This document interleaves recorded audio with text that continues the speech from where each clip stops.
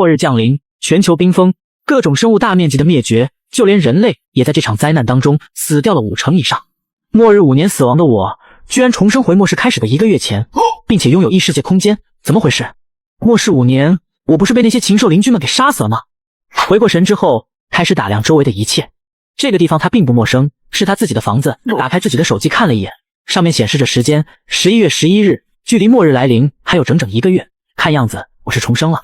这时我突然感觉头部有点异常，意念一动，瞬间进入一道白光当中。进去一看，发现这里竟然是一个巨大的储物空间。看来我重生之后，竟然拥有异世界空间。有了这个巨大的储物空间，在末日存放物资就方便多了。我意念一动，立刻回到自己的房间，然后开始尝试着把家里面的东西往空间当中放。卧槽，真的可以！有了这个巨大空间，就可以让我在末世前存放海量的资源，再加上我对末世开始5年的记忆，那在末世里生存绝对不是问题。我先整理了一下手头的现金，父母去世给我留下的5亿遗产，还有我现在所居住的这栋别墅。根据我上一世的记忆，我所在的这个城市在末世初期就会被强烈的降温，所以我直接把这套别墅出售，去海拔较高的金海市一个叫紫金华府的小区，零首付购买一套高层的房子。之所以选这里，一是因为这里海拔较高，不会被洪水淹没；二就是害死我父母的仇人，也就是我的叔叔张全，在这里拥有一套豪华别墅，并且名下拥有好几个大型超市，拥有海量的物资。而且在后山上更是购买了一个遗弃的防空洞，对其进行了改造，在里面储存了大批的物资，黄金跟翡翠原石。为了谋夺我父母的公司设计，将我父母害死，并忽悠我将原本价值几十亿的公司股票以区区5亿的白菜价从我手中买走，更是在末世开始后对我进行各种陷害，要置我于死地。所以这一世我一定要让他尝尝绝望的滋味。由于时间紧迫，对房子的改造刻不容缓，窗户换成加厚版的钢化玻璃，门换成重型防爆门，就连墙体内也加装了10公分厚的超合金钢。做完这一切已经过去10多天，距离末世只剩下20天。接下来我必须抓紧时间囤购物资。在此期间，我发现我的这个空间里的时间竟然是静止的，物品不论放进去多久，都会跟刚放进去的时候一样。也就是说，我放在里面的物品，不论多长时间，也不用担心它会变质。这一发现让我喜出望外，于是就开启疯狂的购物模式，各种肉类、蔬菜、水果，那都是以吨为单位的购买。我还以公司年会为理由，直接先下单了1000桌酒席的饭菜，给我也送了过来，还有药品，都大批量的团购。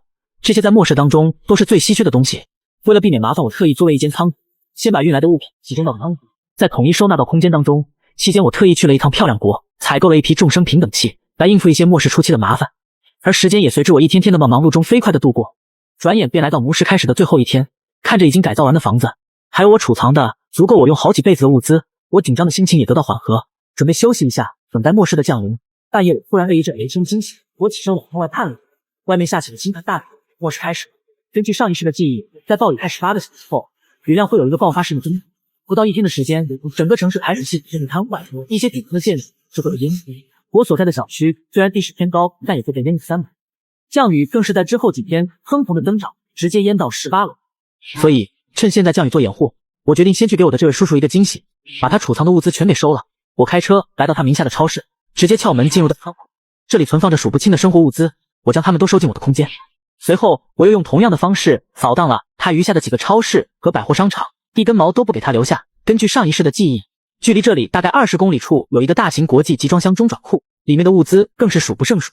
而且由于在海边，雨水更是涨得厉害，里面的人员基本上已经撤离，而我要做的就是趁着雨水将这里淹没前，把里面的物资统统收到空间当中，半小时后到达目的。这里密密麻麻全是各种集装箱，哈哈，这下发财了。我一边开着车一边将它们收进了空间。当然，停在码头的货轮和游艇我肯定也不会放。紧接着我又去了附近另一个岛，这里是金海地区重要的2市中转港。由于暴雨的原因，10几分钟的路程硬是走了1个来小时。我将这里的物资一件不拉的统统收到空间当中，随即便驱车返回紫金华府。我乘电梯来到了38楼3802房间，刚进房间，外面便电闪雷鸣，狂风大作，雨水更是疯狂的大涨。不到5分钟，城市排水系统便崩溃，各类建筑更是以肉眼可见的速度被雨水。这场雨仅仅几天的功夫就让全球2成的人失去信任，并且人数还在不断增加。这时的我也迫不及待地进入到空间中，准备看看昨晚的收获。因为在异世界空间，时间是静止，所以不用怕物资过期。看着里面满满的箱子，我当即打开了其中的一个箱子，黄金。神奇的是，这些黄金忽然全部消失了。紧接着我一阵头晕目眩，发现身在一处森林中，而在森林的一边便是我的空间仓库。这时我反应过来，应该是空间刚刚吸收了黄金，所以开启了这片森林。这么看来，这个空间是可升级的。不过目前这片森林能看见的范围只有40多米，边缘都被白雾所覆盖，而且还有透明屏障。看着这片森林，我突然想到，如果动物也可以在这个空间里面活动的话，那这里不就可以当做野生养殖场，专门用来养动物，实现吃肉自由。说干就干，我来到客厅，将我的宠物狗放进森林空间，真的可以啊。那我得给这片森林空间升级了。我来到仓库空间，将剩余的几千个集装箱全部开启之后，发现只有黄金跟翡翠玉石才能被空间吸收。看来要让空间升级的，多找些黄金跟翡翠玉石才行。回到森林空间，先前的白雾飞快地散去，出现在我眼前的是连绵的山脉，高低起伏。回到了本址，看着外面越来越大暴雨，我准备去我2说的防空洞里。我来到3楼，从空间取出爬向后山的方向去，因为后山地势比较高，所以并没有。我来到后山的防空洞，因为下暴雨，值班的保安以为没人回来，所以保安室里面并没有人，真是不称职的保安。我直接走向防空洞大门，空间拿出将锁劈开。等我进入里，看到的是满满的箱子，最显眼的是中间放着一个保险箱。我用头跳，里面竟然摆满了金条，大概数了一下，足足800。我把它们一起收进了空间。此时，我的脑海中又感受到了空间在变动。这时，我突然在另一旁的一个展柜中发现一块极品帝王绿翡翠，目测能有700-800斤左右，半米来高，看来又能给空间升一波级了。随即我将它收纳到空间当中，刚收进去便感受到空间狠狠地震动起来。什么情况？难道帝王绿翡翠对升级空间的帮助这么大吗？没有过多的思考，我抓紧时间把里面其他的物资全部收进空间，便回到了住处。刚到家，我便迫不及待地进入到空间里。一瞬间，我被眼前的景象惊呆了。广袤无垠的空间，一眼望去看不到尽头。一汪泉水中间生长着一株神秘的五色花，而且泉水流入小池塘里，只喝了一指的水之后，突然感觉到身体的疲惫直接被一扫而空，而且身体也变得更轻盈，头脑也变得更敏锐，力量有得到了加强。这是什么情况？与此同时，我耳边也有一个声音响起：主人，你是谁？我是这个空间的器灵，我感应到你已经得到这个空间的认可，成为空间的主人。你在哪里？主人，我现在还不能凝聚实体，只有足够多的灵气之源，才可以重塑我的灵元之身。灵气之源？你指的是玉石和黄金吗？是的，主人，你附近20米范围内的翡翠、玉石和黄金等东西，我就可以准确地感应出来。而且玉石的品质越好，里面蕴含的灵元也就越多，对于空间的升级也就越有帮助。哦，那你可以操控这个空间吗？比如划分一下区域，或者帮忙种植粮食、喂养牲畜之类的。这个还不可以的呢，我现在只是灵石状态，等我拥有实体之后就可以了。看来我得尽快多找些翡翠、玉石和黄金，让器灵有了实体之后，我不就可以做甩手掌柜了？简直就是免费劳动力啊！那这个泉水是什么情况？这泉水不是普通的水，它是灵泉水，它可以让你的身体变得更强壮，速度变得更快，力量变得更大，而且当中的五色花更是世间绝无仅有的灵物，食用后更会让你得到意想不到的好处呢。哦，听到这里，我盯着五色花，顿时两眼放光，但器灵接下来却又给我浇了一盆冷水。不过主人，你现在的体质还不足以承受五色花的药力，现在服用的话，基本上就会直接原地飞升，只能通过灵泉水慢慢来强化体质才行。哦，原来如此，看来我以后每天都得喝灵泉水才行。由于持续上涨的洪水，导致各种物资的短缺，尤其是新鲜蔬菜的价格更是疯狂的飙升，就连最便宜的白菜居然都涨到了100块1颗的价格了。而另一边，小区居委会王大妈这时却把业主召集了起来，严肃地说道：大家不要惊慌，不过是一场强降雨罢了，顶多几天就会停的，你们千万不要去哄抢物资，要相信我们的政府，我们居委会也会想办法帮大家渡过难关的，请大家服从命令，听指挥，不要给国家惹麻烦。这么大的雨什么时候才能停？而且水都淹到了3楼，我们现在出门都麻烦，家里面不囤点物资能行吗？就是啊，要不然出门去买点菜回来吧，这几天菜价都涨疯了，你看现在就连白菜都100块钱1颗了，你们这是要干嘛？这不是在给我们添乱吗？现在的白菜已经100块1颗了，你们再去哄抢只会导致物价更贵，到时候大家都要吃高价菜，谁要是敢去囤积物资被我发现的话，别怪我向上面举报他扰乱国家秩序，等这场雨过去，我一定要让上面治他的罪。我操，这居委会的王大妈真不是个东西，不让我们去购买物资，是想让我们在这里白白等死吗？这时，王大妈却突然看向我：非凡呀，之前就听别人说你一直在囤购物资，现在你可不能再当这个反面教材，这几天老老实实待在家里，要是再让我发现你出去买东西，可别怪王大妈不讲情面。哟呵，王大妈，现在谁也不知道这水多久会退，万一10天半个月退不下去，到时候大家没有吃的，你可以负这个责任吗？是啊，你不让我们购买物资，到时候却吃少喝没有食物，你能负担得起这个责任吗？王大妈见到众人情绪被带起来了，顿时慌的一批，同时她心里也把我给记恨上了。竟然在业主面前公然反驳我，这是诚心让我难堪吗？你们放心，我作为居委会的负责人，可以很负责的告诉大家，物资是不会缺少的，洪水也会很快退的。还有你刘非凡，不要在这煽动人心，你这样可是违法乱纪的行为。哎呦喂，这么大一顶帽子，我可是戴不起。放心好了，外面水这么大，叫我出去我都不出去，你们随意。这个刘非凡真是不知天高地厚，回头找个机会搞他一下。第二天一大早，王大妈就开始召集人。非凡啊，楼顶由于大雨冲刷的杂物把排水口给堵住了，导致有的楼顶渗水。你等下带一些人去楼顶把楼雨点修理一下，再把因为衣物堵塞的那些排水管道给疏通下。一看这老东西就没安好心，这会让我出去到楼顶修理漏雨点跟疏通管道，绝对是在针对我。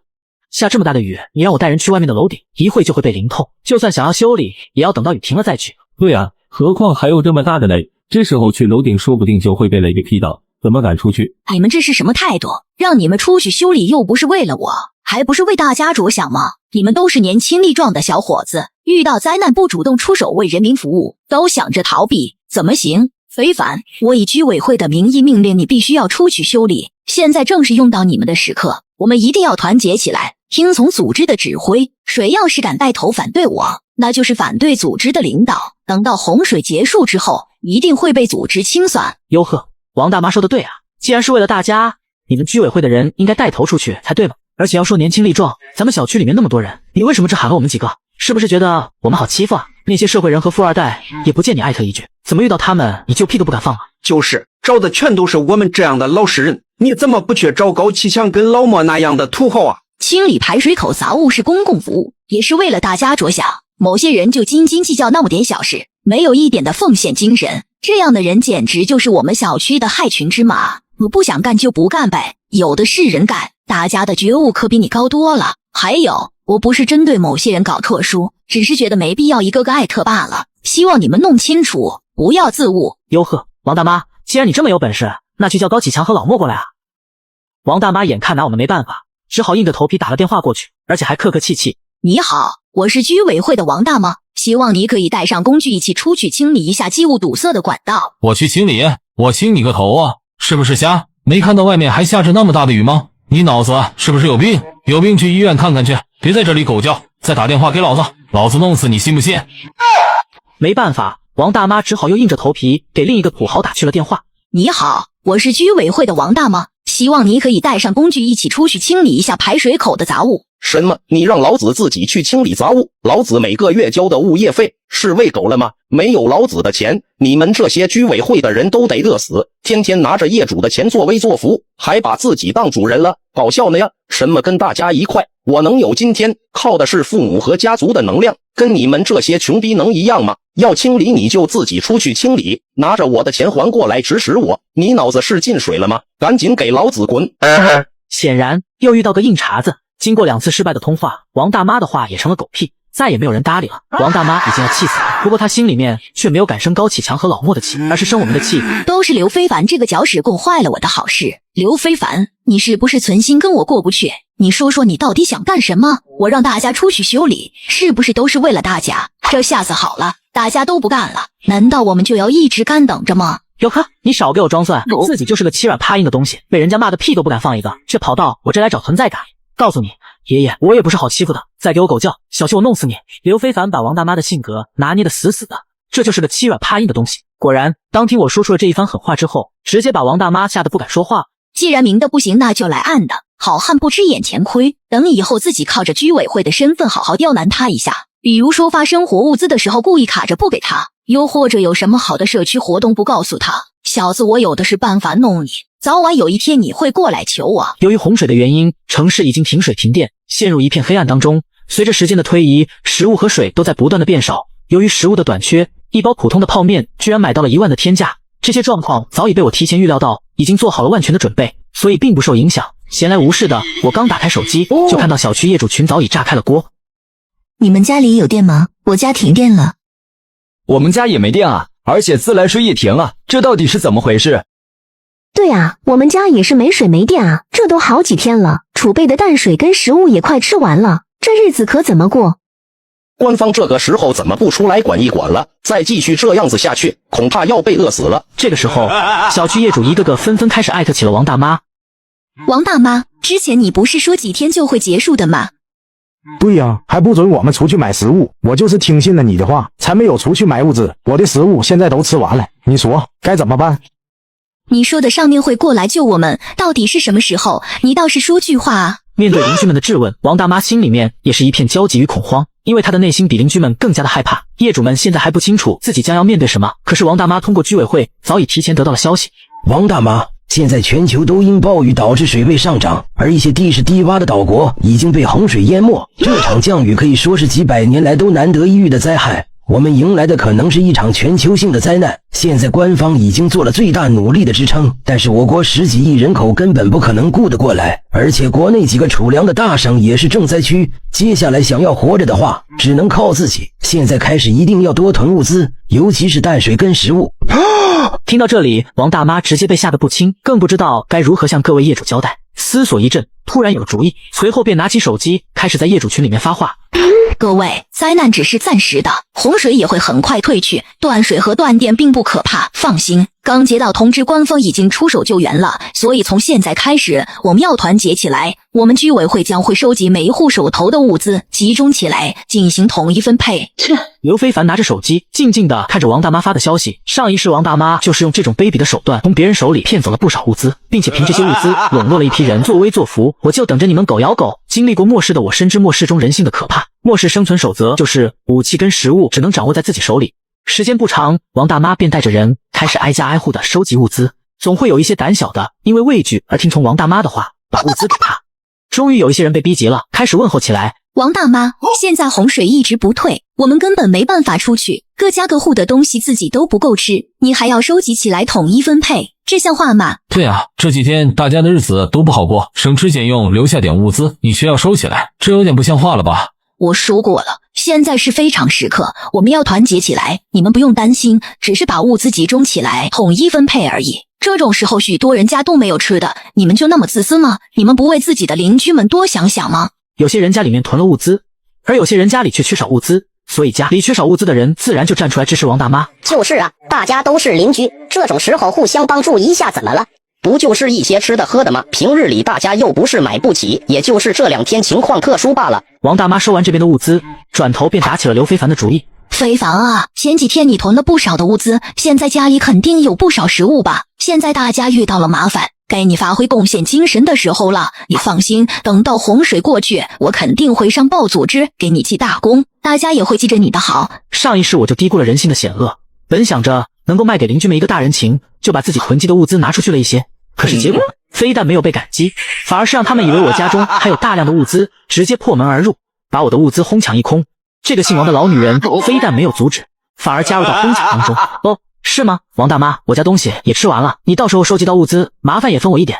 刘非凡，你骗谁呢？你家里肯定还有不少食物。前几天有人就看到你租了一个仓库，成吨的囤购食物，我就不信你没往家里放，让你上交食物，这是上面的意思。现在快把家里的东西都给大妈送过来，大妈还能上报组织，给你记一个大功。真没骗你，我家里东西都吃完了，再就是听了你的话，没有出门，现在仓库都淹了。王大妈，你就给我点吃的吧，作为居委会的成员，你得起带头作用，发挥下精神啊。刘非凡，好好的跟你说不行是吧？你以为我是一个人的名义在和你说话吗？我现在代表的是组织，你要是再不交出手里的物资，那就是公然和组织对抗，回头我一定会处理你。老东西，就你还代表组织，真拿着鸡毛当令箭啊？这些话你拿去吓唬一下那些软柿子也就得了，还在这里跟我装大半算。我就在家里，有能耐你现在就过来。虽然已经采购了一批武器，但是想要凭这些武器在末世打造安全堡垒还是不够，因为随着洪水的不断上涨，再过不久社会秩序将会完全的崩塌。为了在末世当中生存，大大小小的势力也如雨后春笋般快速组建了起来，开始彼此抢夺物资跟生存空间。为了应付这些棘手的情况，我决定去附近的军事基地搞点特殊装备回来。根据上一世的记忆，由于洪水爆发的太过迅速，基地人员撤退的匆忙，从而导致基地中的很多武器装备都没来得及带走。我要做的就是在洪水将这里淹没前，把里面武器收到空间中。大概1个多小时后，都抵达了军事基地附近。因为这里地势比较低，所以有的建筑已经被洪水淹没，由于我对这里并不熟悉，所以并不知道武器具体是在哪个位置。找了好久，终于看到在一处楼上写着武器库的大字，就是这里了。接着我便走了过去，随后我又从空间取出了潜水服，穿好了之后便潜入进去。由于水中夹杂着很多的泥土，因此水下的视野并不好。这么大一座建筑，也不知道武器到底放在哪里，只能一点一点的搜索。大约过了半个小时左右，终于在这栋楼的6层找到了枪械库。透过窗户，隐隐可以看到里面的架子上排列着一排排的枪，还有一些叫不上名字的重型武器，而且在下面还有密密麻麻的箱子，估计里面装着的就是子弹了。也不知道这些被水泡过的装备还能不能用，不管了，先收了再说。随后我又继续搜索，竟然在一栋建筑楼顶发现几架直升机，这是什么情况？为什么没有被开走？不管了，先试一下好不好用，因为上一世在末世中这些东西都接触过，所以对我来说上手并不难。哈哈，竟然还可以用，多亏来得及时，否则就要被洪水给淹没了。随后便从土输入到空间中，又是一阵搜索，竟然被我在一个地势较高的仓库里发现了几辆装甲叉跟坦克，还有别的军用车辆。这可把我激动坏了，有了这些装备，我岂不是直接可以在末世里横着走了？这一趟下来，收获简直爆炸，不但有了直升飞机跟2辆坦克，而且还收获了几辆导弹发射车。有了这装备，谁要敢惹我，直接就给他来一炮。随后直接将他们收进了空间。眼看这里的武器都被搜刮的差不多了，便准备打道回府。来到外面取出船，便往小区的方向赶去。到达紫金华府小区时，已经是半夜。此时的水位已经上涨至8层，由于早已经停电，电梯是坐不了了，只能爬楼梯上去。38层虽然很高，但是我的身体在灵泉水的增强下已经今非昔比，所以爬楼这点体力活根本不在话下。回到家后，我便迫不及待地进入空间，查看一下这趟的收获。来到仓库空间，我先去测试一下那些枪是否能用。好在箱子的密封性很不错，里面的弹药并没有受潮。我装上子弹，砰的一声，这枪能用。随后我又来到装甲车跟坦克这边，看着眼前的这些大杀器，内心是忍不住的激动。先确定一下这些装备能不能用。说罢进入到坦克内部，因为上一世对这些东西都有过接触，所以很快便启动了起来，熟悉了一下操作。接着便又对装甲车和导弹车进行了测试，都没有任何问题。看着眼前这些装备，再联想到上一世活得那么窝囊，死得那么憋屈，我心里暗自下决心，这一世我一定要打造一个超级庇护所，建立一个自己的顶级势力，不枉重活这一世。由于我的疏忽，没有储备汽油跟柴油，而近期收获的坦克跟导弹发射车这些重型军用车都是喝油的祖宗，所以我必须囤积大量的汽油跟柴油来保证他们的运行。思索过后，我决定去中东石油王国沙特阿拉伯搞点石油。来到外面，为了不引起人们注意，我先从山间取出离开了风，挑了一处低的地，直接将直升飞机取了出来，便向沙特阿拉伯飞去。途中不由想起在上一世活得那么窝囊，死得那么憋屈，而现在自己不仅用一空间储存了海量的物资，还获得了各种武器装备，真是不敢相信。暴雨还在下，这时空中忽然打起了雷。妈蛋，千万可别被雷劈啊！老子可是才重生啊！好在运气还算不错，在我行走位下并没有被击中。大概行驶了7、8个小时左右，直升飞机的油量即将耗尽，我赶紧向海面落去。接近海面时，我从空间取出了轮船，将直升飞机停了上去。根据船上的卫星定位显示，此处距离目的地还有5、6个小时的路程，接下来的行程只能坐船，虽然比较慢，但正好可以缓解一下我开飞机时紧绷的精神。大约行驶了2个多小时后，忽然远处海面上出现了几艘船，并快速的向我这边驶来。我拿出望远镜看去，妈蛋，这一个个凶神恶煞的样子，一看就不是善类，看来是冲我这条船来。我又仔细观察了下他们手中的武器，除了领头的有一把枪外，剩余的都是一些刀跟斧子这类的原始武器，看来只是一些杂鱼。我的目的只是收集石油，不想节外生枝。如果他们不招惹我的话，还可以饶他们一命；如果他们非要不长眼的话，那就不好意思了，只能让他们提前去找他们的上帝。很快，几艘船就来到了跟前。哈哈，老大，这一票可赚大了！你看，不仅有1艘船，上面还有1架直升机。你是不是傻？这款式可不是普通的直升飞机，那是正儿八经的军用机，小心点，没准上面有一船军人，先打探一下再说。小兄弟，你这是要去哪呀？给我滚开！小兄弟，火气别这么大嘛，出门在外都不容易，多个朋友，多条出路。我们过来就是想看看你需不需要帮助，船上还有其他人吗？我这还有些物资可以分点给你们。不需要，就我一个人，立马给我让开！小子，就你一个人的话，那我可就不跟你客气了。识相的话，你立马给我滚下来！这艘船和这架直升机给我，我可以饶你一命，否则什么？妈蛋，这不是坑人吗？你有这玩意早拿出来呀！你要拿出来，我还跟你废什么话呀？不早滚了吗？当即这群海盗吓得掉头就跑，这都是你们自己找死，机会已经给你们了，自己不好好珍惜，那就怨不得我了。末世生存法则就是对待敌人绝不手软。随后我便直接赏他们9炮弹，继续开船行驶。大概又行驶8、9个小时后，根据船上卫星定位，来到了他们国家最大的石油出口港。由于暴雨的原因，这里的海面上漂浮着密密麻麻的油，而且还有好几艘装满石油的原油船，看样子是来对地方了。只要把这些油全收了，足够我未来几10年用了。我开着直升飞机，花了将近3个小时的时间，才把海面上的这些油跟油船全部收进喷间。先拿出灵泉水补充了一下状态，随后又给直升飞机加满油，只想立马飞回家好好休息一下。毕竟这里不是自己的地盘，而且现在自己做的这事也见不得光，万一有人来的话，那可就不妙。我从中东赶回到小区时已是第2天，此时暴雨还在不断下，刚到家还没来得及休息，就响起了敲门声。我透过猫眼看去，又是王大妈这个阴魂不散的老东西，而且旁边还站着不少人。洪水爆发后，为了笼络人心，他便打着居委会的旗号，把一些被水淹的低楼层住户强行安排到高楼层的住户家里。现在他把人领到我这里，看样子是要逼我穿小鞋，准备把这群人安排到我这。想到这，我直接就没有搭理。在末世生存5年的我深知人性的可怕，所以我不可能放这些不确定因素在自己身边。见我没动静，他便带着人灰溜溜的走了。此时一阵阵困意来袭，我直接在沙发上倒头就睡。不知过了多久，我被外面的广播声吵醒。只见外面有一架直升机，上面有工作人员拿着喇嘛大喊：各位公民请放心，有关领导已经召开会议进行了讨论，会引外实现救助，请各位公民对国家保持信心。国家会抛弃任何一个公民，现阶段希望民众能互帮互助，共同抗灾。看到有官方人员的出现，大家都觉得事情已经得到解决，很快就会有人前来救援了，瞬间便放松了下来。太好了，官方已经开始行动了，希望能赶紧送些食物跟淡水过来。对啊，都是因为听信了林大妈那老东西的话，没有去储存食物，家里都快揭不开锅了。我家也是快坚持不住了。我早就说了，官方会出手的。2101的住户，我家没食物了，跟你去借点吃的。1包泡面你竟然要价1万，你给我记着，等这场洪水过后，我一定要让你去踩缝纫机。怎么的？我的东西我想卖多少就卖多少，你能把我怎么样？这时有人做起了和事佬。好了，大家都是邻居，都少说一点。这个时候我们应该团结互助，共度难关。我看着群里的信息，不由笑了起来，真是太天真了，根本不知道接下来要面对的是什么。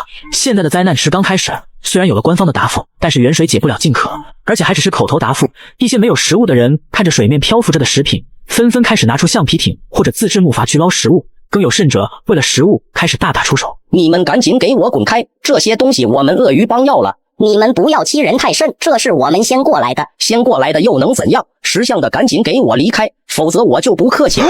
虽然迫于对方的威势，但想到没有食物只能被饿死，便不由又硬气了起来。妈的，你不让老子活，你也别想好过。随后2拨人便打了起来。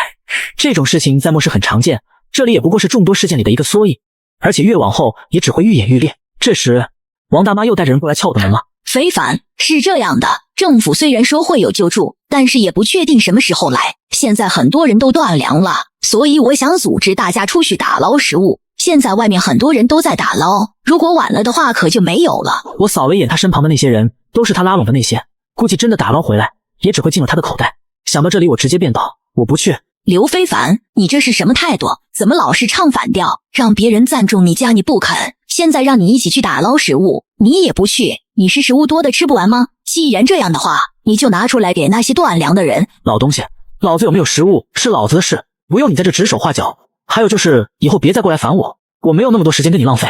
说完我直接关上了门。这个刘非凡真是敬酒不吃吃罚酒，等以后我一定让你好看。由于洪水来的突然，大家基本都没有储备食物，所以缺粮的人越来越多，人们不得不冒着大雨出来搜寻食物。由于食物长时间的短缺，社会秩序也面临着崩塌。现在的人们为了活下去，只是几块面包就能让彼此大打出手。由于我已经提前囤积了足够的食物，所以并不受影响。而且在我的不断努力下，我的空间等级也有了很大的提升，里面已经可以放养家禽跟牲畜，相信再过不久就可以吃到新鲜的鸡蛋和鸭蛋，同时也能实现吃肉自由。目前能源跟食物都得到了初步的解决，接下来的主要任务就是给空间提升等级，让气灵尽快凝聚实体。因为气灵凝聚出实体以后，就能帮我打理空间跟种植粮食了。毕竟我要建立自己的末世基地，食物保障是重要的环节，所以我必须要抓紧时间。因为再过3个月就是极寒天气，到时候洪水都会结成冰，那时候再想去搜寻翡翠玉石跟黄金，那是相当困难了。所以我必须在极寒来临前尽可能多的搜集。根据上世的记忆，在隔壁市就有一个周小富珠宝的加工基地，那里存放有大量翡翠的原石，只要能得到，绝对可以帮气灵凝聚实体。所以我决定去那里看一下。刚来到外面，就看到这里站满了人，仔细看了一下，原来都是在钓鱼。也是，对于没有储存食物的人来说，钓鱼确实是一个不错的选择。然而，鱼也不是那么容易就能钓到的。没有钓到鱼的人就开始打起了别人战利品的主意。站住！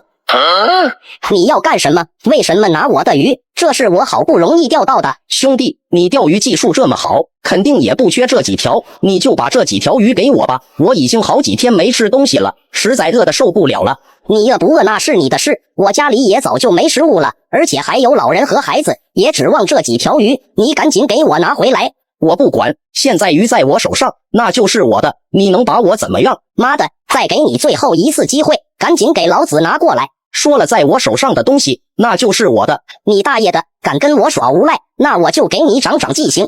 说完，便直接跳过去，跟对方打了起来。看着眼前的一幕，我一点都不意外，这只是秩序崩塌的前兆而已。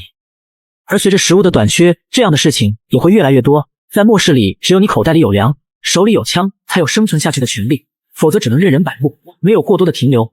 我直接来到楼顶，眼看四下无人，我直接取出直升机往目的地飞去。因为官方的直升机刚刚来过，因此我也不怕会引起别人的注意。在高空往下看，水面上已经有很多人借助各种水上交通工具在打捞物资，而在不远处，有一群人为了几箱物资正在大打出手。看来随着食物的短缺，正常的秩序已经坚持不了多久了。这就是真实末世生存，而这也仅仅只是开始而已。到达目的地后，我先将直升飞机收进了空间，然后又取出船在附近搜索起来。因为雨水已经把建筑都给淹没了，所以一时间我也找不到具体的位置。不过好在气灵能感知周围的玉石跟黄金，我也不至于盲目寻找。在我驾船驶过一处时，突然气灵的声音在我脑海里响了起来。主人，我感受到这下面有能量波动。我一听，瞬间来了精神，直接从空间取出潜水服，换好后便潜了下去。在气灵的指引下，我来到一间珠宝店前，没有犹豫，直接破门进去，把里面的珠宝统统收到空间后，我又继续搜索了起来。因为存放翡翠原石的仓库还没有找到，这可是我此行的主要目标。我随着气灵的感知来到一间仓库前，这时脑海里突然传出气灵激动的声音：主人，我感知到里面有一股强烈的能量波动，肯定有我们需要的东西。听到后我也高兴了起来，哈哈，这里应该就是存放翡翠原石的仓库了。随后我从空间里拿出工具，将门打开后直接进到里面，放眼望去，只见仓库里放着满满的翡翠原石，哈哈，这下可发达了。没有过多犹豫，我直接将其全部收到空间中。随着原石的放入，我感觉到空间狠狠地震动起来，看来我的空间等级又要提升一大截了。随后我又让气灵感受了一下，确认周围没有能量波动后，便准备回去。来到外面，我从空间取出直升飞机，朝着自己小区的方向飞了过去。刚回到家，我便准备进入我的空间。这次先是吸收了不少珠宝玉石，然后又足足吸收了一仓库的翡翠原石，应该能给我一个大大的惊喜。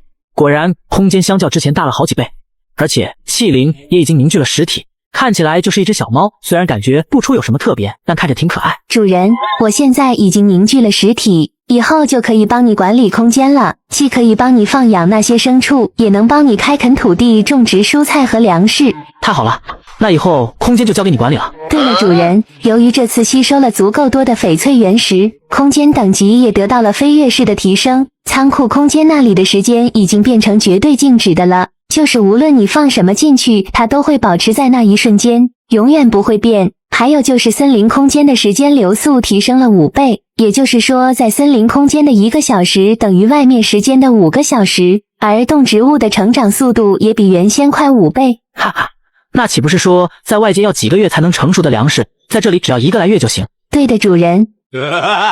而且牲畜的成长速度也是一样，哈哈，再加上空间仓库的配合，更是完全不用担心储存的问题，真是意外的惊喜啊！有了这2样，那我接下来建立自己的末世基地的话，就不用为食物的问题担心了，而且更会有源源不断食物供给。这时我忽然想到，既然空间等级有了飞跃般的提升，气灵现在又凝聚了实体，那我可不可以把外面的人弄到空间里？主人，目前还不行，空间的等级还不足以支撑高等智慧生物进入。好吧，看来还要继续努力升级空间。随后我将从空间仓库里拿出的蔬菜跟农作物的种子交给他，并交代他将其播种。安排完后，我便退出了空间。刚来到外面，就听到了激烈的敲门声。随着食物的紧缺，为了生存，人们已经开始抢夺他人物资，暴雨还在继续下。此时的水位已经上涨至20层。居委会的王大妈仗着自己手里的权势，便聚集了一帮人，打着统一管理分配的名头，强迫每家每户交一些粮食给他们。我所在的5号楼，在我出去搜寻翡翠原石的这段时间，已经被王大妈逼迫着都交了。这天我刚从空间里出来，王大妈就带着人来撬我的门了。非凡，你也知道，政府已经说了会出手救助，但是已经过去这么多天了，也没有送物资过来。咱们这里已经有人断粮了，都是邻居，应该互帮互助，有力出力，有粮出粮。你如果有余粮的话，就拿出来些多少救济一下。早就跟你说了，我没有余粮。刘非凡，自从上次我组织大家一起出去打捞物资，被你拒绝后，我就知道你肯定在家里囤了不少食物。你先拿出来给我们，等到政府送物资送过来的时候，我可以多分配一些给你。不需要。小子，我丑话说在前，你只是一个人，我们这有这么多人，要是哪天你发生点意外，可别怪我没提醒你。识相的话，赶紧把你储存的食物拿出来，我们还是邻居，否则什么？如果我不交食物，你要把我怎么样？刘非凡，你不要冲动，有事好商量。没有什么可商量的，要粮食没有，要命就自己过来拿。一群人没想到我上来就要玩命，直接吓得不敢说话。一群欺软怕硬的东西。妈的，这小子真是嚣张！那你刚才倒是上呀！眼见如此，王大妈便带着人灰溜溜的走了。第二天一早，刚睡醒的我突然意识到，先前囤积药物的时候，由于怕过期，并没有购买太多。现在我的空间仓库经过升级，已经储存任何物品都不会过期了。那我也要再去储存一些药品了。毕竟末世里药物比食物更加的稀缺，由于药品都是密封包装，所以短时间泡在水里问题应该不大。我当即决定开着船出去寻找医院和药店。随着时间的不断过去，越来越多的人都已经没有了食物。为了生存，人们已经不再遵守正常的秩序，随处可见的抢夺物资，我也早已习惯。我这次出来只想安安稳稳的再储存一批药，不想跟别人有什么冲突。但如果有哪个不长眼的家伙打我的主意，那可就别怪我对他不客气了。可能是见我一个人身单力薄，似乎有人认为我好欺，于是便有几个不长眼的家伙开着皮艇过来挡住了我去路。只见上面还有不少的物资，估计也是抢的别人的。小子，识相点，自己跳下去，传给我们，可以饶你不死。呵，还真是过来打劫我的。我也懒得和他们废话，直接从身上拿出提前准备好的武器，自己跳下去，皮艇和物资留下，我可以饶了你们的狗命。见我有枪，他们也是吓得不行，没有废话，立马跳了下去。一群欺软怕硬的东西，真是没骨气。我看了一下周围，见没人注意，直接将皮艇和物资收进了空间，随后便继续寻找药店。我先是去了几个熟知的药店，但无一例外，里面都空空如也。看来已经有人也意识到了此次的灾难，开始囤积药物了。看来只能去大医院碰碰运气了。由于此时洪水淹没了大部分的高层建筑，没有了参照物，从水面上根本看不出医院的具体位置。于是我换上了潜水服，潜了下去，找了很长时间，终于找到了一家大型医院。这么大的医院，就算有人过来，也不能把药物都搬空吧。我向着医院里的药房游去，却发现里面药物竟然都还在。看来公家的东西现在还没人敢下手，真是便宜了我。没有由于我直接都收到空间中。随后我又找到了药房仓库，里面的药物也是满满当当，我将它们也都收进了空间。这一趟真没有白来，有了这批药物，我对打造自己的实力更有信心了。回到家后，我先来到了我的空间，此时空间精灵已经按照我的吩咐把土地开垦好了，还种上了蔬菜和粮食。不枉我这么努力收集玉石给它凝聚肉身，真是一个好帮手啊。既然后勤已经得到了保障，接下来就要着手组建自己的原始班底了，真是期待啊。末世已经开始1个多月，暴雨没有丝毫要停止的迹象，所有人的食物都所剩无几。业主小区群开始高价买食物。谁的家还有吃的？我和孩子已经2天没吃饭了，我可以高价买。我家还有几块面包，需要的话可以卖给你，但是1块面包我要1000。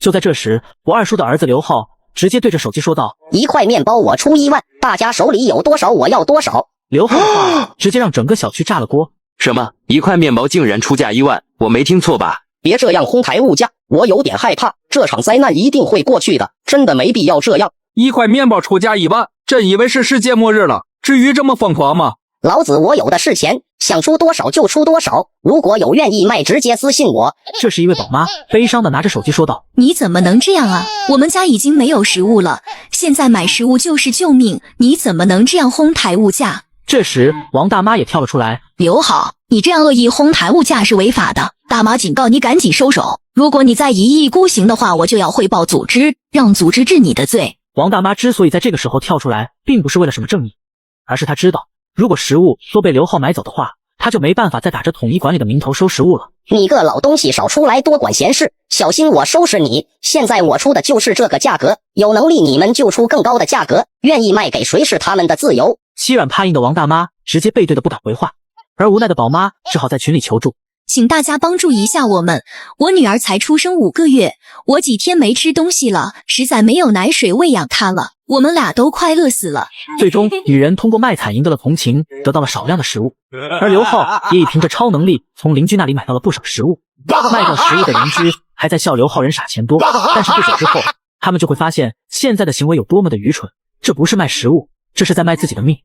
而且现在得到的这些钱也将会变得连废纸都不如，拿来擦屁股都嫌硬。又过了1个礼拜，一些人们手里的食物基本都吃光了，而组织也在半个月前送来最后一批后便再也没有动作。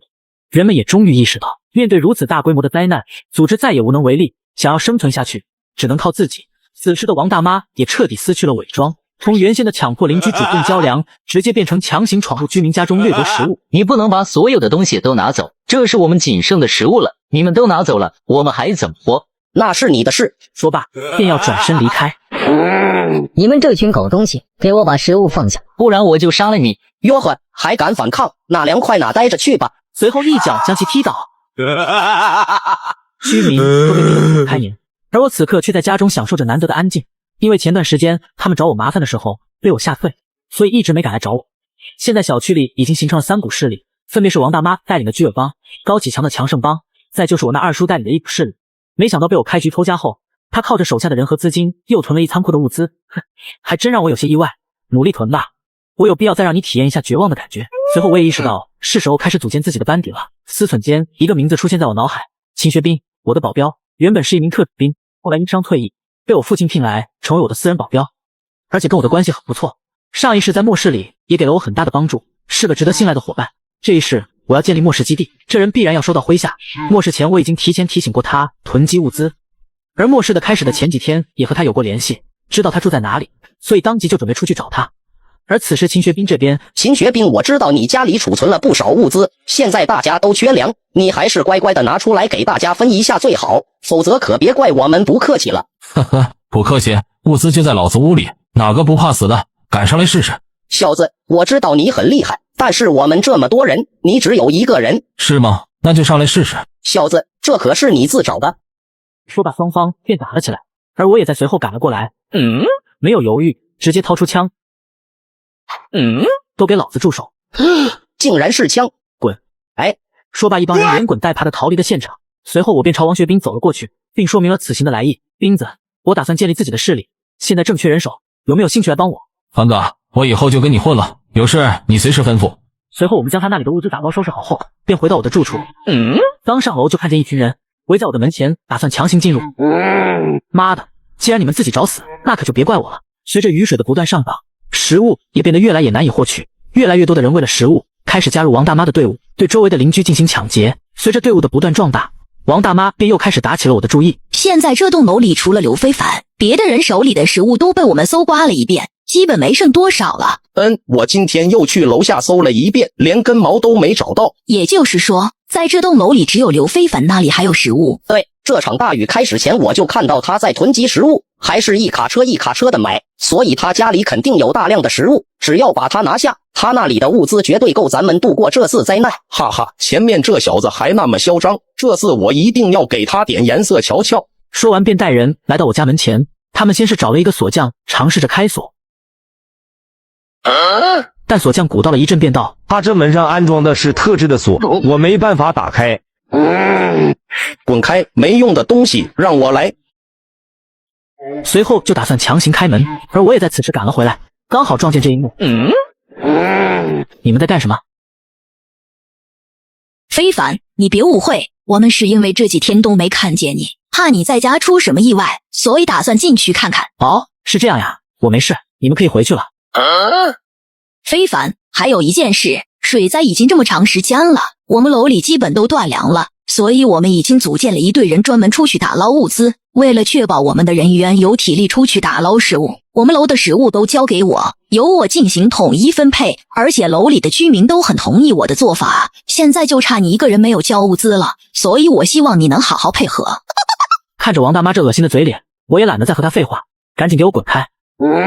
刘非凡，你不要敬酒不吃吃罚酒，今天你要是不把囤积的物资给我拿出来，可就别怪我们不客气了。切，我还是那句话，要物资没有，要命就自己过来拿。但我要提醒你们，后果可是很严重的。小子，到了现在还敢放狠话，你还真是不知死活！今天爷爷就要给你点颜色瞧瞧。说罢便拿着武器朝我冲来。既然已经撕破脸皮，那我也没什么好保留的。末世生存法则就是动手能解决的事情绝不讲道理，直接掏真理。啊，你竟然有枪！你刚才说要干什么？我有点没听清。凡哥啊，不，凡爷，你大人有大量，我刚才是在开玩笑，你不要当真。我已经说过了，惹了我，后果可是很严重的。现在把你们抢夺的物资都给我搬到这里来，作为你们得罪我的代价。刘非凡，你把物资都拿走，我们还怎么活？要命还是物资，自己选。最终，在我用真理的感化下，王大妈等人乖乖的把物资给送了上来。我可以确定，他们手里肯定还留有食物，但我也没有再追究，毕竟把他们逼急了，找我拼命的话，可就不符合我的计划了。眼看物资搬的差不多了，我便朝王大妈一伙道：“以后不准到我这一层楼上来，否则可别怪我手里的真理不长眼。现在你们可以走了。”闻听此话，一伙人连滚带爬的逃离了现场。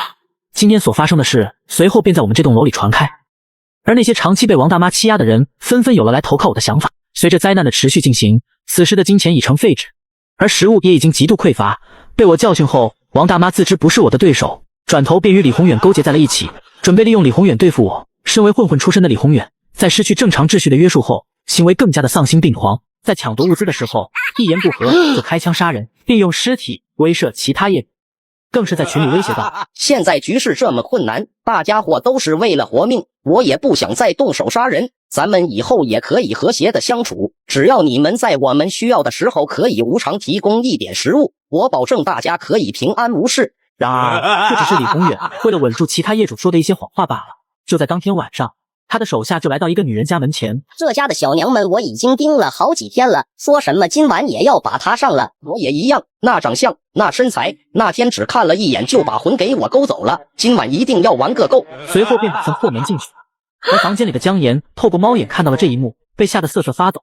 随后在绝望中拿起手机向业主群求救：“大家快来救救我！他们在砸我家门，要强行闯进来，求求你们了，不然我会被弄死的。今天我要是出了事，那明天可就临到你们了。”小燕呀，不是我们不下去救你，只是大家都是姐妹，这种情况我们也没办法呀。你可一定要顶住啊，否则被破门的话，说不定会把你给那啥的。他们那么多人会把你给玩坏的。姐妹建议你拼一下，能累死一个也好嘛，反正食物都被抢了，估计你也活不下去了，倒不如临死拉一个垫背的。你们听见我们如此说话，姜岩直接被气得瑟瑟发抖。这时他突然想到了我：“刘非凡，你来救救我吧！前段时间你不是把他们收拾了一次吗？那他们肯定不是你的对手，你肯定能救我的。”姑娘，我跟你很熟吗？他们那么多人，而且还有枪，我跟你非亲非故，凭什么冒着生命危险去救你？刘非凡，你不能这样，我一个弱女子你都保护不了吗？你这样算什么男人？我要是死了，做鬼都不会放过你的。你还真是个奇葩，害你的人你不找，反倒怨我不去救你。我不是什么圣母，你也没有值得我出手的价值。我很忙，你自求多福吧。他还想再说些什么的时候，房门被一脚踹开。你们要干什么？小美人，今晚哥哥们可要好好陪你玩玩。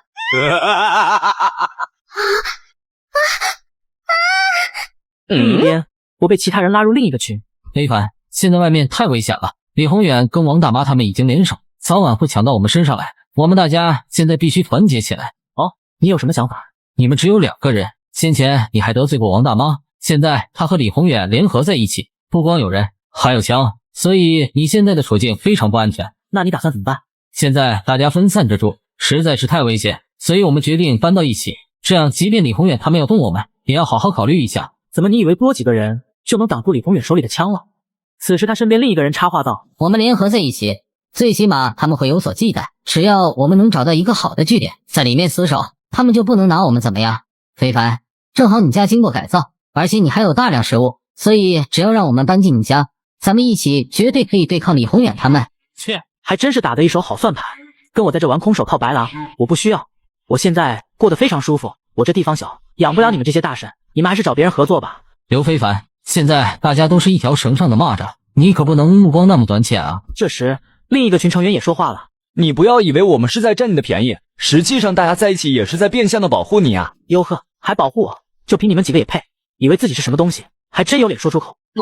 好吧，非凡，我承认我们是想住到你的房子里，但是你想啊，你只要让我们进入你家避难，你就可以救活好几条生命，难道你忍心看着我们被李宏远他们给杀死吗？我们可是你的朋友和邻居啊！现在这种时候，能不能活下去，全凭自己本事。还是那句话，我不是圣，而且你们对我而言没有任何的价值，有什么资格得到我的保护？说完，我直接退了群。真是一群恬不知耻的东西，敢将主意打到我的头上。此时那一伙人却慌了。张宇，你的计划失败了，刘非凡他根本不同意，你说这件事情怎么办？赵姐，你听我说，刘非凡家里经过改造，而且还囤有大量的物资，重点是现在他家里只有2个人，只要我们能够住进他的家里，以后的日子就会非常好过。是啊，咱们大家努力一下，把刘非凡拿下，不但能够对抗李宏远他们，而且以后也不用为食物发愁。可是他的态度已经摆出来了，根本不愿意让咱们住进去。他这种人也太自私了，完全不顾别人的死活。对这种人咱们也用不着太客气。我注意他很久了，他家里一共就2个人，不如咱们用点特殊的手段。我觉得这是个好办法。这种自私自利的人，只考虑自己，不顾及他人的死活，他凭什么住那么好的房子？可关键的是，他家的防盗门很结实，咱们又不会开锁，根本打不开呀。这件事情好办，只要让赵姐施展一下她的魅力，凭咱赵姐的美貌，绝对能让刘非凡乖乖开门。只要他打开防盗门，咱们这么多人一拥而入，我看他怎么反抗。好，交给老娘搞定。等老娘进门之后，我一定要他好看。第二天，赵鑫跟张宇一伙人便来到我家门前。一会我先去骗他放我进房间，然后再趁他不注意给你们把房间门打开，到时候你们直接进去把他俩控制住。好的，赵姐，只要我们进到他家里，一定把他拿下，到时候里面的一切都是我们的。另一边，我透过门外安装的隐形摄像头，将他们的对话听得一清二楚。川哥，让我出去教训他们一下。不急，正好闲着无聊，先陪他们玩玩。刘非凡，你开一下门好不好？人家有事找你。